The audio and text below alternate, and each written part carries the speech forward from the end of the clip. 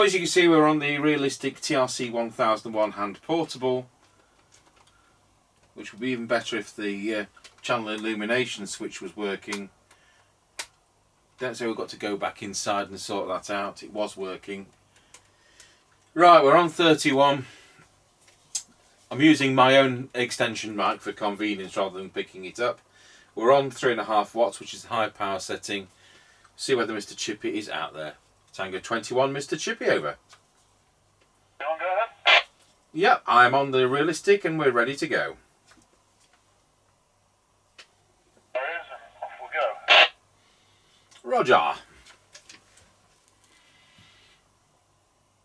They're redoing the road out here, so it's been partly planed. It's an absolute nightmare.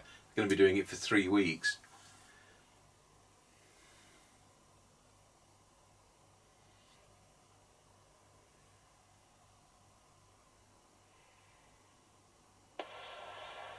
Right, we're now passing Ancaster service station.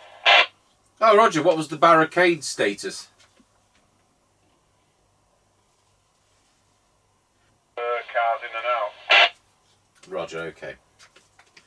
So, just so people know that we're on the external aerial, which is a Antron 99 type of aerial, and we're on external power. The power supply is set to 12.7 volts. These are 12.8 maximum. They do not run 13.8 from a charging car. Be aware of that, or you'll blow up the audio IC and the transmitter. At the time, the cigarette light adapter they did has 3 diodes in it to drop the voltage suitably. So that's what they did for people wanting to run the radio whilst charging. Right, we're now going through Ancaster Crossroads. Roger, got you going through Ancaster Crossroads. Roger that.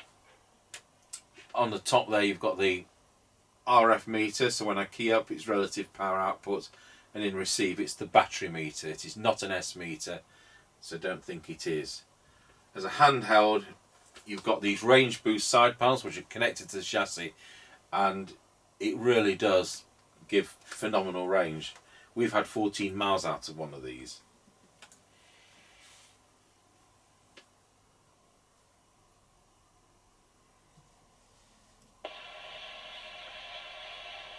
Right, now passing the top of the hill to go down in towards Wilford. Over.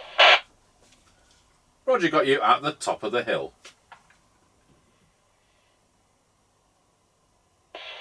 Roger.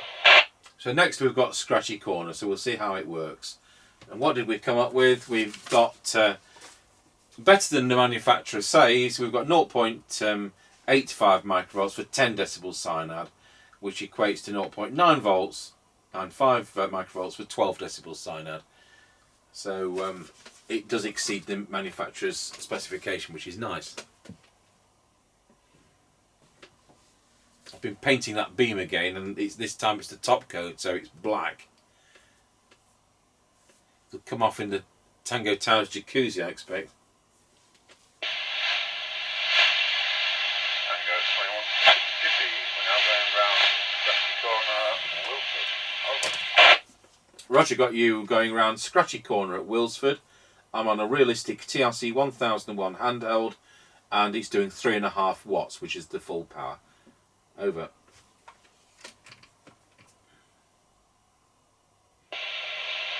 Yeah, roger that. All received.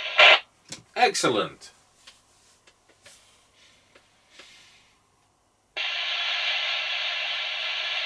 Right, we're now passing Wilford level crossing. Over. Roger, got you at Wilsford level crossing. Roger that.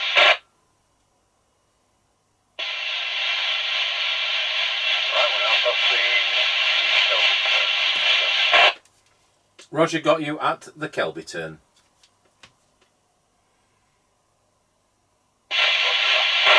That's the 4 mile point. The next one, of course, is the 5 mile point, which is Grayleys. That's our most difficult one. It's amongst trees, and it's a little bit lower down than his final one at 6 miles. Right, we're now passing the Grayleys. Over. Tango 21 receiving you at the Grayleys turn.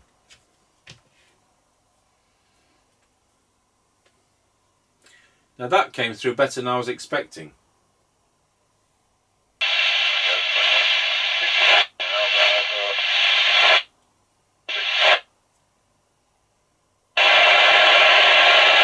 Right, I'll just ask you to go again. I know you're at Roresby level crossing, but just for the... I've turned the squelch down. It was just chopping you. Over.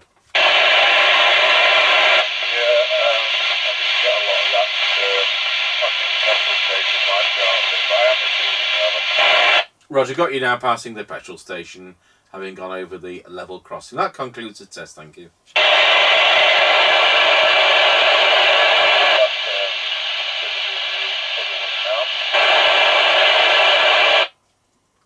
Yes, do you want to go shopping or do you want to come back and do the other one?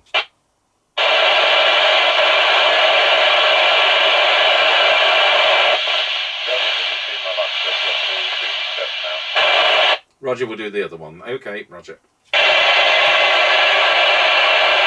Right, we'll just do this to our base station and then we'll move on to the next radio, which is Harvard 420M. Tango 21 testing the realistic TRC1001 using the accessory standard microphone that was available to purchase as an option at the time. Testing 1, 2, 3, 4, 5, 5, 4, 3, 2, 1. Now I'll unplug this and go into the internal microphone.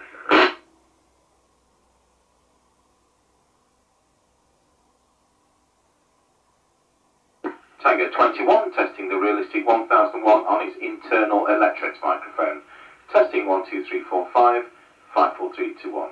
And as ever, thanks for watching.